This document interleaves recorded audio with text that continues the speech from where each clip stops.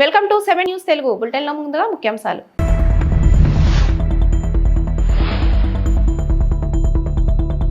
రష్యాపై దాడులకు ఉక్రెయిన్ కారణమని ట్రంప్ ఆరోపించారు. ఆంక్షలకు వెనుకాడారు.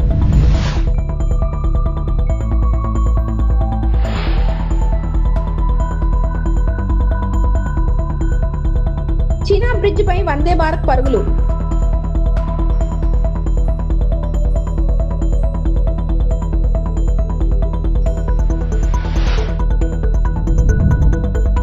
నిందలు దందలు చందాలు ఇదే కాంగ్రెస్ పాలన. కేటీఆర్.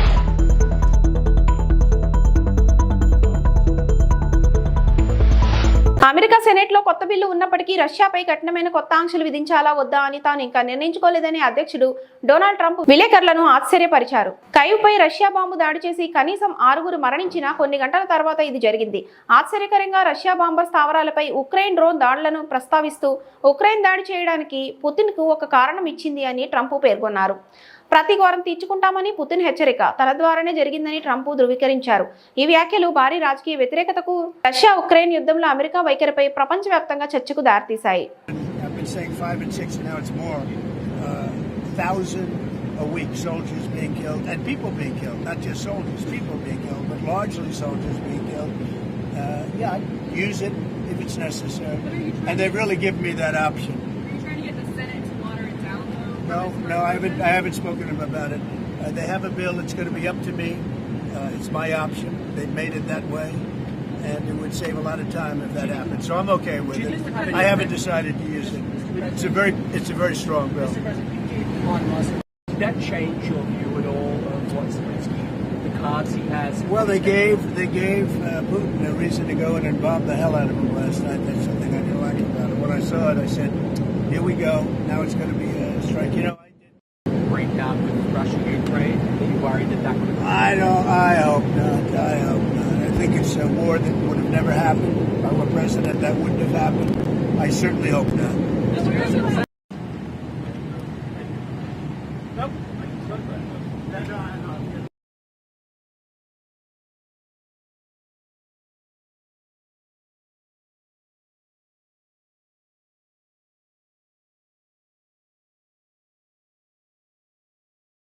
జమ్మూ కాశ్మీర్లోని కట్రా శ్రీనగర్ పట్టణాల మధ్య వందే భారత్ రైలు సేవలను ప్రధాని మోదీ శుక్రవారం జెండా ఊపి ప్రారంభించారు. దీంతో పాటు 1486 కోట్ల వ్యయంతో నిర్మించిన చినాబ్ రైల్వే వంతెనను కూడా ప్రారంభించారు. చినాబ్ నదిపై నిర్మించిన రైల్వే వంతెన ప్రపంచంలోనే అతి ఎత్తైనది. కట్రా శ్రీనగర్ వందే భారత్ జమ్మూ ప్రాంతాన్ని కాశ్మీర్తో కలిపే తొలి రైలు చినాబ్ నదిపై నిర్మించిన రైల్వే వంతెనపై తొలిసారిగా వందే భారత్ రైలు ప్రయాణించింది.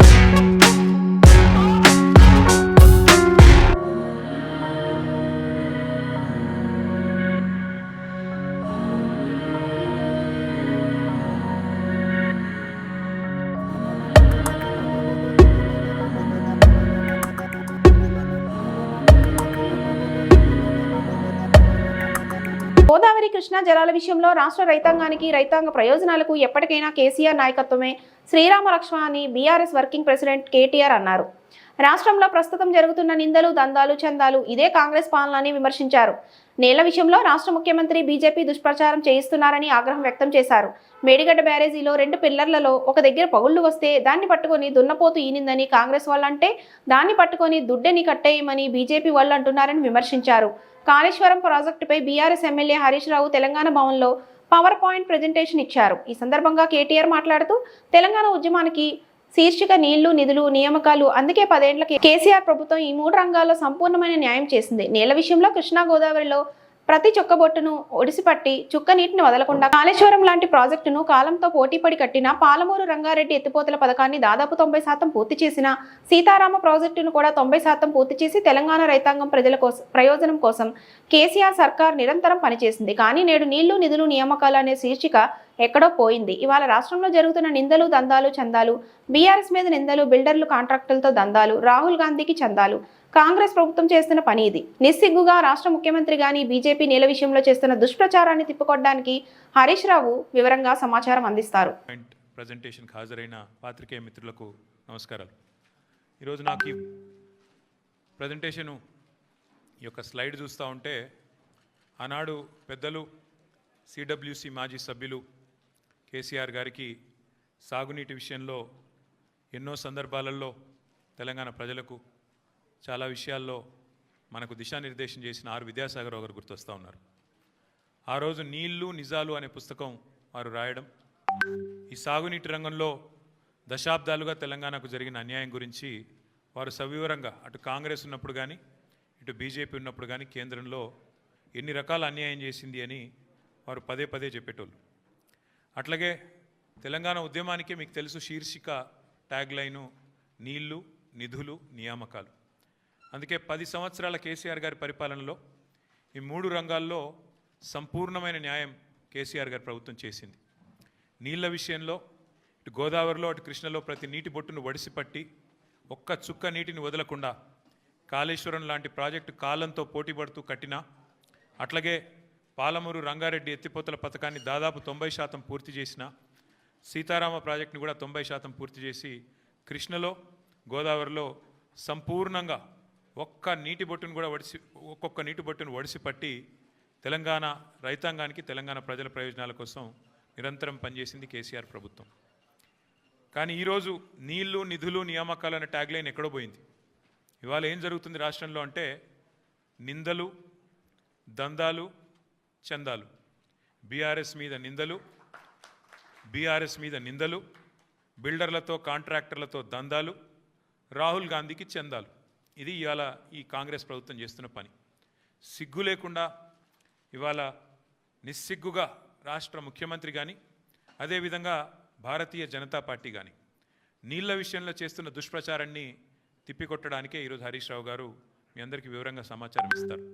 అందులో ముఖ్యంగా మిత్రులు నేను గమనించాలని కోరుతున్నది ఒకటే, మార్బీ అనే ఒక గుజరాత్లో ఒక ప్రాంతంలో ఒక పెద్ద బ్రిడ్జ్ కూలిపోయి 140 మంది చచ్చిపోయినా ఏ ఎన్డీఎస్ఏ బోదు, ఎవడు బోడు, ఏ ఏజెన్సీ బోదు, 140 మంది చావులకు ఫలానావాడు బాధ్యుడు అని ఒక బాధ్యతాయుతమైన ఏ ఏజెన్సీ మాట్లాడదు, కేంద్ర ప్రభుత్వం మాట్లాడదు, గుజరాత్ ప్రభుత్వం మాట్లాడదు. బీహార్లో 4 రోజులకు ఒకసారి ఒక్కొక్క బ్రిడ్జ్ కూలుతున్నా అడిగే నాతుడు లేడు. అదే తెలంగాణలో ఇక్కడ కాంగ్రెస్ ప్రభుత్వం ఉన్నప్పటికీ సుంకిశాల రిటైనింగ్ వాల్ కూలిపోయి 100 కోట్ల నష్టమైన ఎన్డీఎస్ఏ రాదు, ఎవడు రాడు. అట్లాగే ఎస్ఎల్బీసీ టన్నల్ వీళ్ళ అవినీతి కమిషన్ల కక్కుర్తితో అది నిజంగా మళ్ళా తిరిగి రివైవ్ చేసే పరిస్థితి ఉందా లేదా అని కూడా సోయి లేకుండా, కనీసం ఆలోచన లేకుండా, ఇంగిత జ్ఞానం లేకుండా పూర్తి స్థాయిలో కుప్పగూలిపోయి 8 మంది చచ్చిపోయి దగ్గర 100 రోజులు దాటిపోయినా ఇప్పటి వరకు ఉత్తమ కుమార్ రెడ్డి మాట్లాడాడు, రేవంత్ రెడ్డి మాట్లాడాడు, కేంద్ర ప్రభుత్వంలో ఉన్న ఒక్క మంత్రి మాట్లాడాడు, ఎవరు బాధ్యత తీసుకున్న మనిషి లేడు. అట్లాగే వట్టెం పంప్ హౌస్ మునిగిపోయిన ఈ కాంగ్రెస్ ప్రభుత్వం వచ్చిన తర్వాత దాని గురించి మాట్లాడేటోడు లేడు. అట్లాగే పెద్దవాగు ఒకసారి కాదు 2 సార్లు కొట్టుకొని పోయిన ప్రాజెక్టు అడిగేవాడు లేదు. కానీ కాళేశ్వరం విషయంలో మాత్రం హరీష్ రావు గారు కేసీఆర్ గారు 100 సార్లు చెప్పారు. కాళేశ్వరంలో 100 కంపోనెంట్లు ఉంటే ఒక్క కంపోనెంటు ఒక బ్యారేజ్, అందులో 3 బ్యారేజీలు, 19 రిజర్వాయర్లు, 21 పంప్ హౌజులు, 100 కిలోమీటర్ల సొరంగ మార్గాలు, వేల కిలోమీటర్ల ప్రవాహ కాలువలు ఉన్నాయి, 100 కంపోనెంట్లు ఉన్నాయి. ఆ 100లో ఒకటి మేడిగడ్డ బ్యారేజు. అందులో మొత్తం 371 పిల్లర్లు ఉంటే 3 బ్యారేజీలు కలిపి 2 పిల్లర్లలో ఒక దగ్గర పగులు వచ్చింది. దాన్ని పట్టుకొని దున్నపోతూ ఈనింది అని కాంగ్రెస్ వాడంటే దుడ్డెను కట్టేయమని బీజేపీ వాడు 2 రోజుల్లో ఎన్డీఎస్ఏ రిపోర్ట్ అని వడ్డించి ఎన్డీఏ రిపోర్ట్ బీజేపీ ఆఫీస్లో తయారు చేసి ప్రజల్ని భ్రమింపజేసే ప్రయత్నం చేసినారు. దానికి తిరుగులేని విధంగా ఎల్ఎన్టీ అనే సంస్థ ఏ సంస్థనైతే పార్లమెంట్ భవనం కట్టిందో, ఏ సంస్థనైతే కాంగ్రెస్ పార్టీ కేంద్ర కార్యాలయం కట్టిందో, ఆ సంస్థ మొన్ననే స్పష్టంగా చెప్పింది, ఈ నివేదికను మేము తిరస్కరిస్తున్నాం, ఎన్డీఎస్ఏ రిపోర్టు ఇది చెత్తబుట్టలో పడేయడానికి తప్ప ఎందుకు పనికిరాని రిపోర్ట్ అని చెప్పినారు. అట్లాగే ఆ సంస్థనే, ఏ సంస్థనైతే నేను అడుగుతున్నా రేవంత్ రెడ్డిని, ఏ సంస్థనైతే మేడిగడ్డ బ్యారేజ్ కట్టిందో ఆ సంస్థ నిజంగానే పనికిరాందైతే మరి కాంగ్రెస్ పార్టీ కార్యాలయం కూడా ఆ సంస్థతో ఎందుకు కట్టించినామని నేను అడుగుతా ఉన్నా. కాంగ్రెస్ పార్టీ కార్యాలయం కూడా తెలంగాణకి వెళ్ళిపోయిన మూటలతోనే కట్టిరు, మీరు అందరికి తెలుసు. అందుకే మేము అనేది ఇవాళ వాస్తవాలు తెలియజెప్పడానికి, తెలంగాణలో జరుగుతున్న దుష్ప్రచారం 2 పార్టీలు ఒకటై కాంగ్రెస్ బీజేపీ కుమ్మక్కై ఇవాళ దున్నపోతు ఈనిందని ఒకడంటే దుడ్డెను కట్టేమని ఇంకోటి అన్నట్టుగా ఇద్దరు ఒకటై నీళ్ళిచ్చిన కేసీఆర్ మీద, నీళ్ళిచ్చి కన్నీళ్లు తుడిచిన కేసీఆర్ ప్రభుత్వం మీద అభాండాలేసే ప్రయత్నం ఏదైతే చేస్తున్నారో, కమిషన్ పేరిట ఏదైతే నాటకాలు ఆడుతున్నారో, ఆ విషయంలో వాస్తవాలు బట్టబయలు చేయడానికే ఇవాళ హరీష్ రావు గారిని నేనే కోరినా. మీరు దయచేసి చెప్పాలి. విశాఖ రైల్వే జోన్ కు జనరల్ మేనేజర్ను నియమించడం శుభపరిణామని ఎంపీ శ్రీ భరత్ అన్నారు. సందీప్ మాథుర్ రాకతో రైల్వే జోన్ హెడ్ క్వార్టర్స్ పనులు ఊపందుకుంటాయని ఆశాభావం వ్యక్తం చేశారు. 500 కోట్ల రూపాయలతో ఏడాదిన్నరలో వైజాగ్ రైల్వే స్టేషన్ ఆధునీకరిస్తామని ఎంపీ వెల్లడించారు.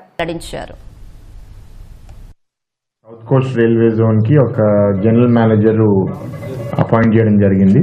త్వరలో ఆయన కూడా ఇక్కడికి వచ్చి రిపోర్ట్ చేసి అంతా యాక్టివిటీస్ కూడా టేకప్ చేస్తారు. సందీప్ మాథుర్ గారని, ఆయన ఐఆర్ఎస్ఎస్సి ఇప్పుడు ప్రస్తుతం పీఈడి సిగ్నల్ మోడర్నైజేషన్ రైల్వే బోర్డులో పనిచేస్తున్నారు. ప్రెసిడెంట్ గారు ఆయనకి ఇప్పుడు అప్రూవల్ ఇచ్చి ఇక్కడ జనరల్ మేనేజర్గా అపాయింట్ చేయడం జరిగింది. జోన్ అనౌన్స్ అయింది, ఇక్కడ జనరల్ మేనేజర్ ఎప్పుడు చేస్తారు, దాని తర్వాత గెజెట్ ఎప్పుడు ఇష్యూ చేస్తారని కొందరు అడగడం జరిగింది. సో ఈ నిర్ణయం కేంద్ర ప్రభుత్వం రైల్వే బోర్డు తీసుకోవడం మేమందరం అభినందిస్తున్నాము. అండ్ ఈ railway zone head quarter works and ఇక్కడ రైల్వే వర్క్స్ చాలా ఉన్నాయి. ఒక జిఎం వస్తే అన్ని కొంచెం స్పీడ్ అందుకుంటాయనే భావన మా అందరిలో ఉంది. సో ఆయన రావడం మా అందరికి సంతోషంగా ఉంది. అండ్ ఈ రైల్వే స్టేషన్ అప్గ్రేడేషన్ ఇంచుమించు almost 500 crores Vizag railway station upgradation కూడా కొంత కోర్ట్ స్టే వల్ల మనకి ఆల్మోస్ట్ ఒక 8 months డిలే అయింది. అది కూడా ఇవాళ క్లియర్ అయ్యి కాంట్రాక్టర్ కూడా గ్రీన్ సిగ్నల్ రైల్వే ఇక్కడ లోకల్ రైల్వే డిపార్ట్మెంట్ కూడా ఇవ్వడం జరిగింది.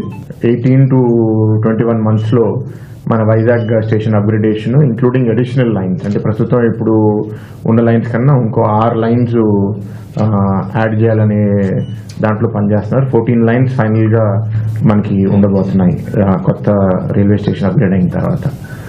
That is one major issue అండి. ప్రత్యేకంగా కొందరు ప్రతిపక్షంలో ఉన్న వాళ్ళు కూడా జోన్ ఇచ్చారు కానీ జేఎం లేదని ఆ ఆరోపణలు కూడా ఇక్కడితో ముగిస్తాయి అనుకుంటున్నాను. ఈటెల రాజేందర్ ఎప్పుడైనా వాస్తవాలు చెప్పాలని మంత్రి పొన్నం ప్రభాకర్ డిమాండ్ చేశారు. బీఆర్ఎస్ పార్టీ నుంచి తొలగించిన విధానాన్ని గుర్తు చేసుకోవాలని ఈటెలకు హితవు పలికారు. బీజేపీ బీఆర్ఎస్ పార్టీలు రెండూ కలిసి పనిచేస్తున్నాయని రవాణా శాఖ మంత్రి పొన్నం ప్రభాకర్ ఆరోపించారు. ఆరోగ్యం క్షీణించిన మాగంటి గోపీనాథ్ త్వరగా కోలుకోవాలని తాను దేవుని ప్రార్థిస్తున్నట్టు మంత్రి తెలిపారు. బోరబండలో బీఆర్ఎస్ కార్యకర్త మరణానికి గోపీనాథ్ అనారోగ్యానికి లింకు పెట్టడం సరైంది కాదన్నారు. ఇది రాజకీయాలకు అతీతంగా మాట్లాడాల్సిన సమయమని స్పష్టం చేశారు. ఈటెల రాజేందర్ గారు కనీసం ఇప్పుడైనా నిన్ను ఆ పార్టీ నుంచి గెంటివేసినటువంటి విధానానికి స్పందించి అయినా వాస్తవాలను చెప్పే ప్రయత్నం చేయాలని కోరుకుంటాను. ప్రాజెక్టుకు సంబంధించినటువంటి ప్రతి అంశం మీద జరిగినటువంటి వాస్తవాన్ని గతంలో అధికారులు చెప్పినాయి, మిగతా వివిధ ఏజెన్సీస్ చెప్పినటువంటి దాన్ని దృష్టిలో పెట్టుకుని ఫ్యాక్ట్స్ చెప్పాలని డిమాండ్ చేస్తున్నా. మళ్ళీ పొలిటికల్ ఏదైతే మేనేజ్మెంట్ చేసుకుని అందరూ ఒకటే విధానంగా పోయేటువంటి ప్రయత్నం జరిగితే తప్పకుండా అటువంటి అంశాలను కూడా ఘోష్ కమిటీ గుర్తించి సరైనటువంటి నివేదిక ఇస్తుందని ఆకాంక్షిస్తాం. కేంద్రంలో అధికారంలో ఉన్న భారతీయ జనతా పార్టీ అలయన్స్ రాష్ట్రమైపోయి ఆంధ్రప్రదేశ్ సంబంధించినటువంటి దగ్గర తెలంగాణకు సంబంధించిన కృష్ణానది నీళ్ళు తీసుకుపోయే ప్రయత్నం జరుగుతుంటే ఎక్కడ కూడా దానికి సంబంధించి మాట్లాడతలేరు, దానికి సంబంధించిన యాక్షన్ రియాక్షన్ ఉంటలేరు. తెలంగాణ ప్రయోజనాలు కాపాడే అంశానికి సంబంధించి పశ్చిమ గోదావరి జిల్లా తణుకు పురుషుల శాఖ గ్రంథాలయం నందు వేసవి శిక్షణ తరగతులు ముగింపు సందర్భంగా చెస్, కెరీర్స్, క్రాఫ్ట్ వంటి ఆటలు నేర్చుకున్న స్టూడెంట్స్ కు సర్టిఫికెట్స్, బహుమతులు అందజేశారు. లైబ్రేరియన్ సుగుణకుమారి అధ్యక్షతన జరిగిన ఈ కార్యక్రమంలో గ్రంథాలయం అధ్యక్షురాలు వావిలాల సరళాదేవి పాల్గొని పిల్లలకు బహుమతులు ప్రదానం చేశారు. ఈ సందర్భంగా సరళాదేవి మాట్లాడుతూ సెలవుల్ని వృధాగా కాలాన్ని వెచ్చించకుండా చక్కగా స్టూడెంట్స్ ఆటపాటలతో ఉల్లాసంగా, ఉత్సాహంగా గడపాలని, మన కూటమి ప్రభుత్వం తీసుకున్న నిర్ణయాన్ని, సమయాన్ని సద్వినియోగం చేసుకున్న చిన్నారులకు అభినందనలని, చిన్నారులకు ఇదే విధంగా సెలవులు సమయంలో కాలం వృధా కాకుండా నేర్పించడానికి ప్రోత్సహించిన తల్లిదండ్రులకు అభినందనలు తెలియజేశారు.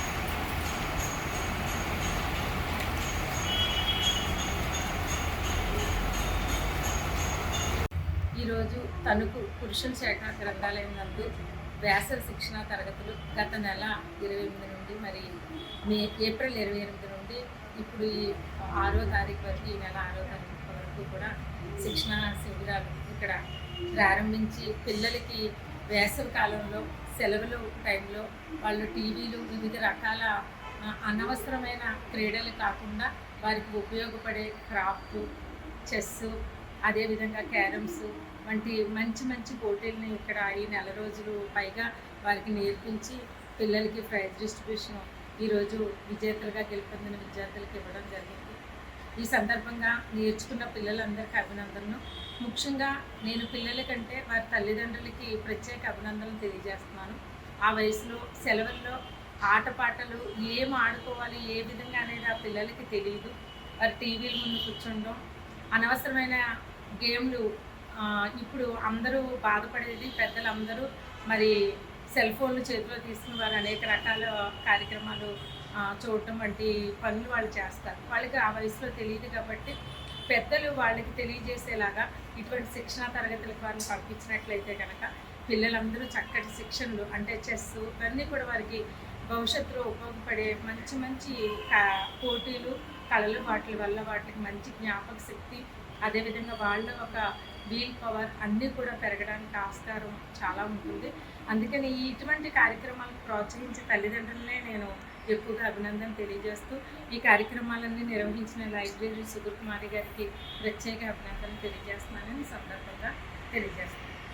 పశ్చిమ గోదావరి జిల్లా నరసాపురం నియోజకవర్గం అభివృద్ధి చేస్తానని చెప్పిన మాజీ ఎమ్మెల్యే ముదునూరి ప్రసాద్ రాజు నియోజకవర్గ ప్రజలకు వెన్నుపోటు పొడిచారని జనసేన నాయకులు తీవ్రంగా మండిపడ్డారు. జనసేన పార్టీ కార్యాలయంలో పట్టణ అధ్యక్షులు కోటిపల్లి వెంకటేశ్వరరావు, మత్స్యకార సహకార సంఘం జిల్లా అధ్యక్షులు Vasantharao, program committee chairman Valavala Nani మీడియాతో మాట్లాడారు. వెంకటేశ్వరరావు మాట్లాడుతూ నరసాపురం జిల్లా కేంద్రాన్ని భీమవరానికి తరలించడం ప్రసాద్ రాజు కాదా అని అన్నారు. పట్టణంలోని వ్యాపారాలన్నీ కూడా నాశనం అయిపోవడానికి ప్రధాన కారకులు మాజీ ఎమ్మెల్యే కదా అన్నారు. వసంతరావు మాట్లాడుతూ కూటమి ప్రభుత్వం ఏడాదిలో చేపట్టిన అభివృద్ధి పనులు వైసీపీ నేతలకు కనిపించకపోవడం విడ్డూరంగా ఉందన్నారు. ఫిషింగ్ హార్బర్, ఇందిరమ్మ కాలనీలు, ఆక్వా, యూనివర్సిటీలు, వశిష్ఠ వారధి లాంటి పనులు, పథకాల కోసం శంకుస్థాపన చేసిన ముదునూరి ప్రసాద్ రాజు 5 ఏళ్ల కాలంలో వాటిని ఎందుకు పూర్తి చేయలేకపోయారో ప్రజలకు సమాధానం చెప్పాలన్నారు. ప్రస్తుతం నియోజకవర్గ అభివృద్ధికి ఎమ్మెల్యే నాయకులు అంకిత భావంతో పనిచేస్తున్నారని తెలిపారు. వలవల నాని ముదునూరి చేస్తున్న అసత్య ఆరోపణలు, చౌకబారు విమర్శలు తగవని హితవు పలికారు. ఈ కార్యక్రమంలో జనసేన, టీడీపీ, బీజేపీ నాయకులు, జన సైనికులు, వీర మహిళలు ఈ సమావేశంలో హాజరయ్యారు. తర్వాత ఓటమి అనేక కార్యక్రమాలు ఇచ్చిన సంక్షేమ కార్యక్రమాలన్నీ చేసుకుంటూ రావడం జరుగుతుంది. 3,000 రూపాయల పెన్షన్ 4,000 రూపాయలు ఇవ్వటం, ప్రతి నెల వైఎస్ఆర్సీపీ అధికారంలో ఉన్నప్పుడు 5వ తారీఖున 6వ తారీఖున 7వ తారీఖున ఇవ్వడం జరుగుతుంది. కూటమి గవర్నమెంట్ అధికారంలోకి వచ్చిన తర్వాత 1వ తారీఖు సెలవు అయితే అంత ముందు రోజునే పెన్షన్ ఇవ్వడం జరుగుతుంది. ఇలాగా ఎన్నో మంచి గ్యాస్ సిలిండర్లు ఇవ్వడం జరిగింది. ఇలా ఎన్నో కార్యక్రమాలు చేసుకుంటూ వస్తుంది. రాష్ట్రం ఇలా చాలా లో బడ్జెట్లో ఉన్నప్పుడు పరిస్థితుల్లో కొన్ని ముందు వెనక చేయడం జరుగుతుంది.